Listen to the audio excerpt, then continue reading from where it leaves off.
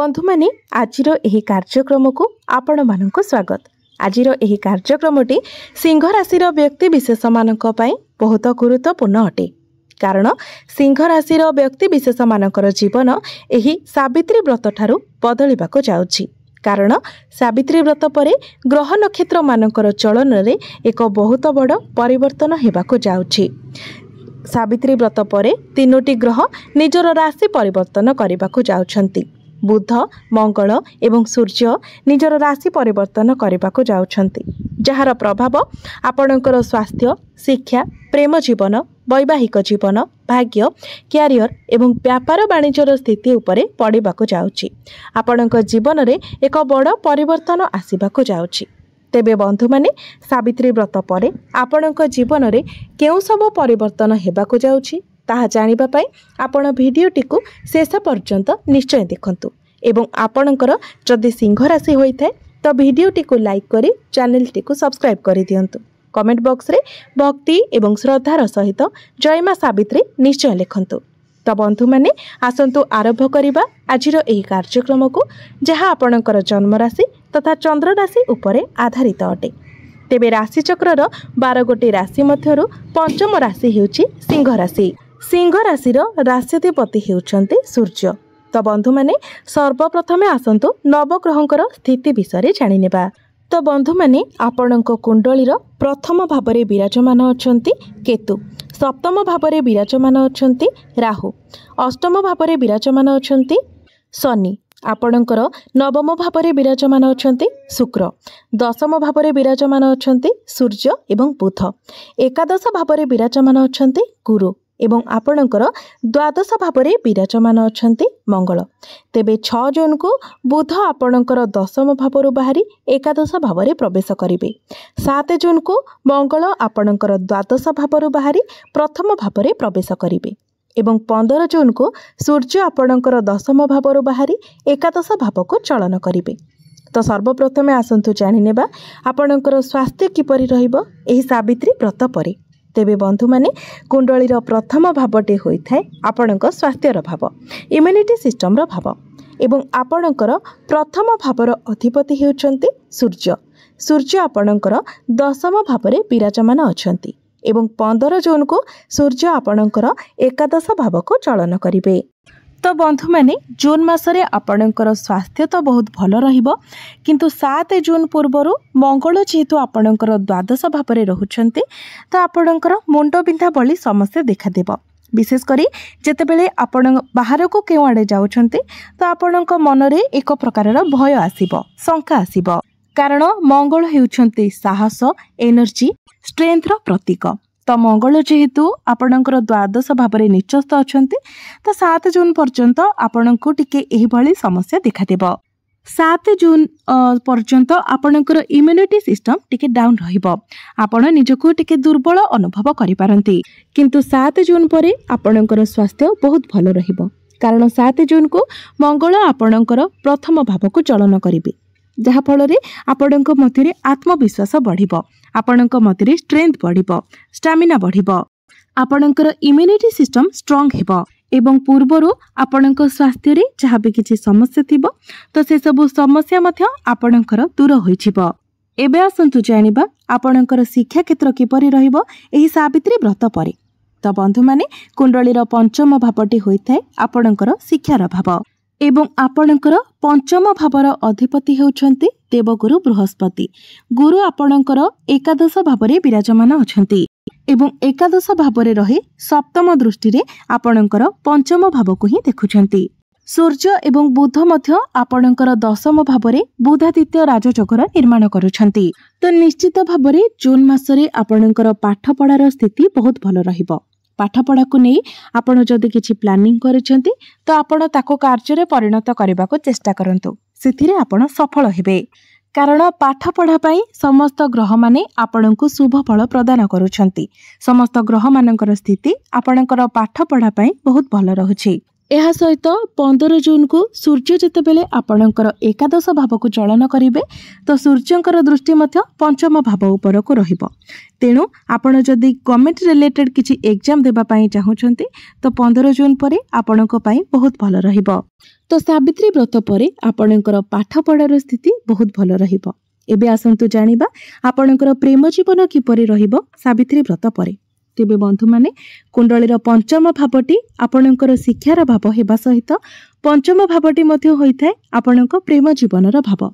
तो आपणक पंचम भावर अधिपति हेउछंती देवगुरु बृहस्पति। गुरु आपणकर एकादश भावरे विराजमान अछंती एवं आपणकर प्रथम भावर अधिपति सूर्य आपणकर दशम भावरे विराजमान अछंती। किंतु 15 जून को सूर्य मध्य एकादश भावरे गोचर करिवे। तेबे 15 जून को जेतेबेले आपणकर प्रथम भावर अधिपति एवं पंचम भावर अधिपति एकादश भावरे एकत्र हेबे एवं पंचम भाव को देखिबे तो सेतेबेले 15 जून परठारु आपणकर प्रेम जीवन बहुत भल रहिबो। जदि पूर्वरु आपणक प्रेम जीवन रे कौनसी प्रकारर समस्या थिला आपणक मध्यरे कौनसी प्रकारर मतांतर थिला तो से सबु किछि दूर होई जिवो। आपणक मध्यरे भल पाइबा बढ़िबो, अंडरस्टैंडिंग बढ़िबो, आपणक मध्यरे बॉन्डिंग बहुत भल हिबो। किंतु 15 जून पूर्वरु आपणक आपणक प्रेम जीवन उपरे टिके ध्यान रखिबार अछि। जेमिति आपणक मध्यरे मिस अंडरस्टैंडिंग न हुए सेथि प्रति ध्यान रखिबार अछि। कारण 15 जून पूर्वरु सूर्य एवं गुरुंकर 1-12 कनेक्शन हेउछि। एबे आसंतु जानिबा आपणकर वैवाहिक जीवन किपरि रहिबो एही सावित्री व्रत परे। तो बंधु माने कुंडलीर सप्तम भावटी होइथाय आपणक वैवाहिक जीवनर भाव, आपणक जीवन साथीर भाव। तेबे बंधु माने आपणक सप्तम भावरे राहु विराजमान अछंती एवं संपूर्ण 1.5 वर्ष पर्यंत राहु आपणकर सप्तम भावरे रहिबे। तेणु राहु जेहेतु आपणकर सप्तम भावरे अछंती तो आपणको आपणकर वैवाहिक जीवन उपरे ध्यान रखिबाको हेबो। कारण राहु हेउछंती पापी ग्रह, छाया ग्रह, मुंड विहीन ग्रह। यह व्यतीत आउ गोटे कथा हेउछि आपणकर सप्तम भावर अधिपति शनि वर्तमान अष्टम भावरे गोचर करुछंती। आपणकर शनि अढ़ेई मध्य चालुछि। तेणु विशेष करी आपणको आपणकर वैवाहिक जीवन उपरे ध्यान रखिबाको हेबो। आपणक भितरे जेमिति अधिक आर्गुमेंट न हुए सेथिप्रति आपण विशेष ध्यान रखिबे। तेबे एथिपाई आपण किछि प्रतिकार मध्य करिबा उचित। तो प्रतिकार आमे वीडियो शेषरे जानिबा। एबे आसंतु जानिबा सबुठारु महत्वपूर्ण विषय वस्तु आपणकर भाग्य, क्यारियर एवं व्यापार वाणिज्यर स्थिति किपरि रहिबो एही सावित्री व्रत परे। तो बंधु माने कुंडलीर नवम भावटी होइथाय आपणकर भाग्यर भाव। आपणक नवम भावर अधिपति हेउछंती मंगल। मंगल आपणकर द्वादश भावरे विराजमान अछंती एवं 7 जून को मंगल आपणकर प्रथम भाव को चलन करिवे। तेबे 7 जून परे आपणकु संपूर्ण रूप से आपणकर भाग्यर साथ मिलिबो। 7 जून परे आपण जहाँ भी किछि प्लानिंग करिवे सेतिरे आपणकु सक्सेस मिलिबो। जदि आपण किछि शुभ मांगलिक कार्य करबाकू चाहुचंती, किछि बड़ कार्यर आरंभ करबाकू चाहुचंती, किछि बड़ इन्वेस्टमेंट करबाकू चाहुचंती किबा किछि बड़ जिनिस आपण किना किनी करबाकू चाहुचंती तो से सब आपण करि परिबे। आपणकु प्रत्येक क्षेत्र रे लाभ मिलिबो।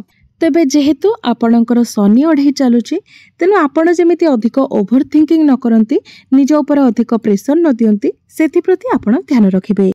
एहा व्यतीत एही समय आपणकर ट्रैवल मध्य अधिक होई पारे। एबे आसंतु जानिबा आपणकर क्यारियर, आपणकर कार्यक्षेत्र किपरि रहिबो एही सावित्री व्रत परे। तो बंधु माने कुंडलीर दशम भावटी होइथाय आपणक क्यारियर भाव। तेबे आपणक दशम भावर अधिपति हेउछंती शुक्र। शुक्र आपणकर नवम भावरे विराजमान अछंती। तो आपण निजको बहुत शांत रखिबे। आपणक मध्यरे कॉन्फिडेंस लेवल मध्य अधिक रहिबो। कार्यक्षेत्र रे आपणकर जहाँ सब टार्गेट रहिछि से सब मध्य आपण अचीव करि नेबे। 7 जून परे आपणकर क्यारियर बहुत अधिक भल रहिबो एवं एहा परे सावित्री व्रत परे आपणक पई एपरि जोग सृष्टि हेउछि जे आपणक निकट रे जदि कोनोसी चाकरी बाकरी नाही तो आपणक चाकरी मिलिबार मध्य बहुत अधिक संभावना रहउछि। तेनु चाकरी पई आपण निजर चेष्टा जारी रखंतु। कार्यक्षेत्र रे आपणक मध्यरे साहस रहिबो, कॉन्फिडेंस रहिबो, एनर्जी रहिबो एवं कार्यक्षेत्र रे आपण निजर कार्य करिबार शैली पई प्रशंसित मध्य हेबे। तो मोटामोटी भाव में देखा गले सावित्री व्रत पर आपणकर कार्यक्षेत्र बहुत भल रहिबो। एबे आसंतु जानिबा आपणकर बिजनेस किपरि रहिबो एही सावित्री व्रत पर। तो बंधु माने बिजनेस मध्य सावित्री व्रत पर आपणकर बहुत भल रहिबो। आपणको किछिटा टेंशन मिली पारे, आपणको ऊपर किछि स्ट्रेस रही पारे, किंतु बिजनेस रे आपणकर आय बहुत भल रहिबो। आपणकर फाइनेंशियल ग्रोथ हेबो। तेबे आपण अधिक ओवर थिंकिंग करंतु नाही किबा अधिक स्ट्रेस नियंतु नाही। एबे आसंतु जानि नेबा किछि प्रतिकार विषय रे। जे प्रतिकार गुडिक करिबा द्वारा जहा सब अशुभत्व रहुछि से सब खंडन हेबो एवं आपणको अधिक शुभ फल प्राप्ति हेबो। तेबे सेथिपाई जेहेतु आपणकर शनि अढ़ई चलुछि तेणु प्रत्येक दिन आपण शनिकर बीज मंत्र 108 थर जप करंतु। आपणकर वैवाहिक जीवन पाई मध्य एही प्रतिकार करिबा उचित। एहा सहित प्रत्येक दिन आपण पक्षी मानकु किछि खाइबाकू दियंतु एवं पानी दियंतु। प्रत्येक दिन आपण हनुमान चालीसार मध्य पाठ करंतु एवं प्रत्येक दिन सकाळे आपण उदित सूर्य को तंबा पात्र रे जलार्घ्य अर्पण करंतु। निश्चित भावरे सबु गुडिक अशुभत्व खंडन होई आपनको अधिक मात्रा रे शुभ फल प्राप्ति हेबो। तेबे बंधु माने आपणकर जीवन मंगलमय हेउ एहा ही ईश्वरଙ୍କ निकटरे मोर प्रार्थना। धन्यवाद।